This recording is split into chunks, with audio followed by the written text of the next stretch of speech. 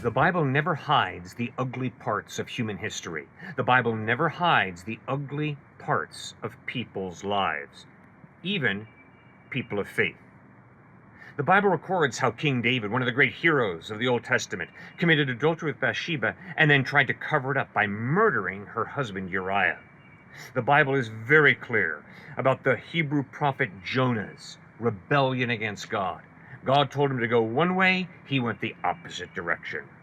And the Bible records how the, quote, great man of faith, Peter, stumbled all over the place, even to the point of denying knowing Christ. History also records Christians who have participated in profound racism. Not just one or two, but many of us. And yet Jesus Christ did not have a racist bone in his body. In the parable of the Good Samaritan, he made a direct frontal attack on racism. In his first sermon in Luke chapter 4, he attacked racism and almost lost his life for it. Very clearly, Jesus stood for loving everybody. Jesus said, you've heard that it was said, love your neighbor and hate your enemy. Love your neighbor is in the Bible. Hate your enemy? No, that's not in the Bible. But it does make sense. There's some common sense to hating your enemy. What is racism? Racism is the imposition of bigoted ideas on groups of people. The imposition of bigoted ideas on groups of people. And Jesus Christ insists all people have equal value and dignity, and don't make the mistake of stereotyping people. Instead, understand that each is a precious human being created in the image and the likeness of God, created to reflect the character of God. What is racism made up of? It's made up of prejudice plus power. God has given you and me power to build up human lives. Racism is combining prejudice and power to tear down a human life.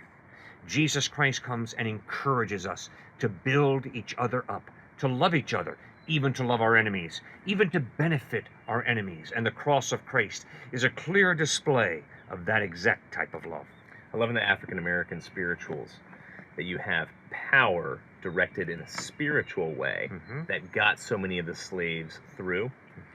Because so many white racists, but also there's just a total myth throughout much of academia today, which is, oh, the idea of Christianity and the cross of Christ, especially heaven and an eternal reality, is really a type of soporific, which is it made slaves really passive, it made them kind of lazy.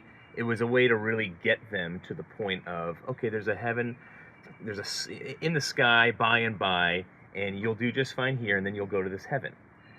But you have so many black academics, like Howard Thurman, for example, at Harvard, who said so clearly that that was just not the case. That when these slaves would come together in communities, on Sundays especially, but also throughout the week, and sing these African American spirituals, it would remind them that there is an eternal existence and place for them, a heaven, but that it was tremendously relational. It would also remind them that there was a hell. And thirdly, it would remind them that there was a judgment day, and so that they didn't have to take judgment into their own hands for their racist, hateful slave owners.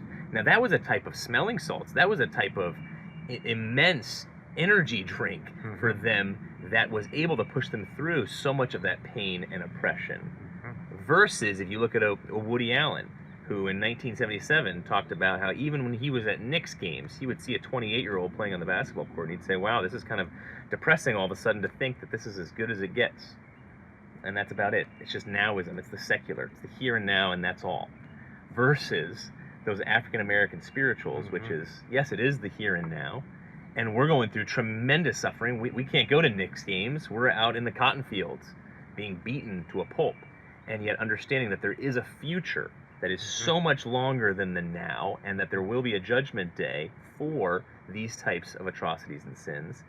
That's what got them through. That was that power that is the reversal of that power that really fuels the prejudice that you're talking about.